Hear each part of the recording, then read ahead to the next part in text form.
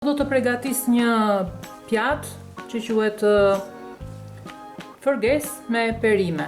Unë kam përgatitur dhe herë tjera fërgesa të ndryshme, po sot do ta bëj me speca dhe domatë e gjizë. Do të na duhen këto përbërës. Tani kjo recetë mund të jetë shumë e thjeshtë edhe me sy mund t'i bëjmë, nuk ka shumë rëndësi se sa me peshë standarde.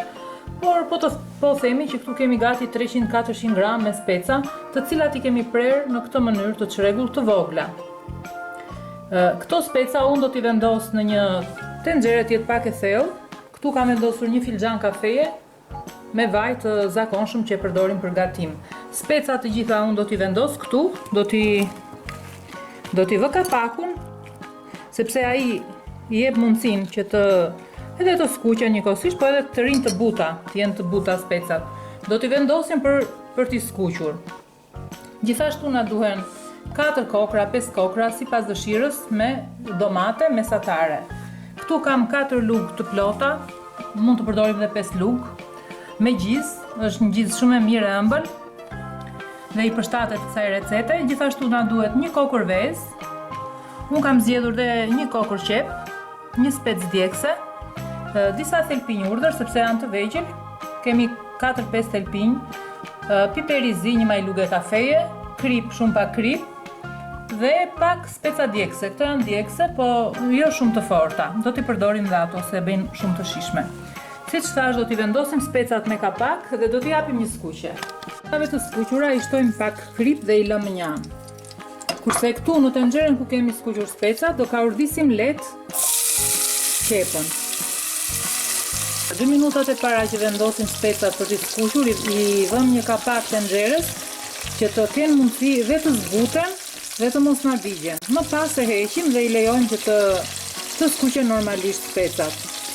Pasi heqim specat, këtu do të shtojmë në të njëjtën tenxhere, do të shtojmë edhe qepën që ta ka urdhisim. Por më parë heqim specat të cilat na janë skuqur plotësisht.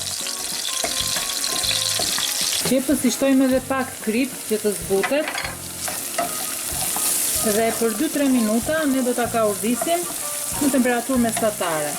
Më pas do të shtojmë domatet të cilat i kemi prerë vogla. Gjithashtu shtojmë edhe këtë specën djegës, po pa e hapur, pa e prerë me thik.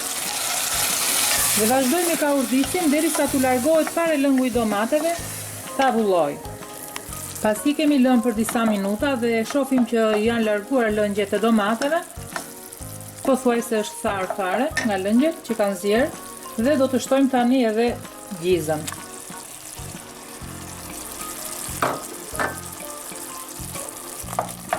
Pasi shtojmë gjizën, këtu do të shtojmë pak krip, sepse kjo gjiza është pak nuk ka shumë krip.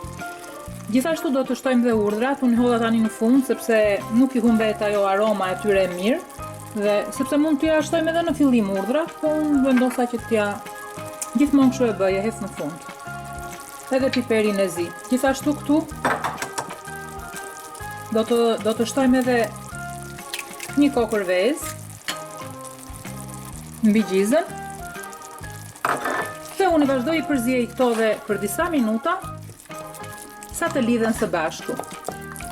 Në momentin që fillon dhe zien gjiza, shtojmë këtu edhe speca, sasinë e specave që ne duam. Mund t'i shtojmë të gjitha ose jo. I përziejmë paksa dhe e mbyllim edhe sobën dhe e kemi fërgesën me perime gati. E kemi të përfunduar tani fërgesën, e vendosim në një enë të thellë dhe e kemi gati.